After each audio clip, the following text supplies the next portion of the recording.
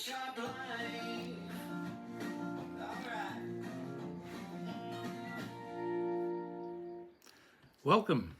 This is our first episode of Shop Talk with Bob, and we're going to be exploring all sorts of techniques and procedures and tools and materials that go into making handmade knives. The series is going to be quite extensive, and each episode is what we're going to call a deep dive. We're going to do some close-up examination of various procedures and tools, and we're going to start off this first one with taps and tapping.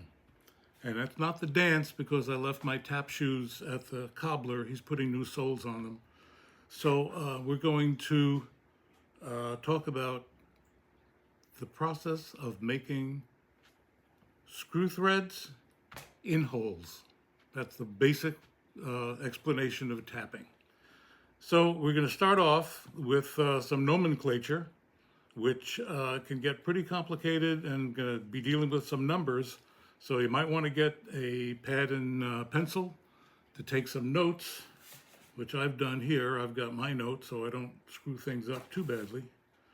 And we're going to begin with the various types of taps.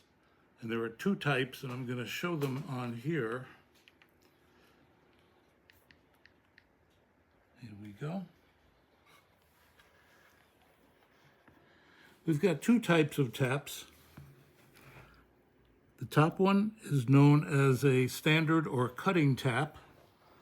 And you can see it's got a flute or a groove that runs the length of the tap, and that groove, usually there's two or three, form cutting edges on the teeth of the screw threads. That actually cuts as it goes through the hole, so it removes material and little chips fall out. The second type is known as a roll tap or a forming tap. You notice this does not have any flutes, doesn't have any cutting edges. What this does is compresses the material and actually forces it into the shape of a screw thread. So this is the two types of thread of the taps that we've got, cutting and forming.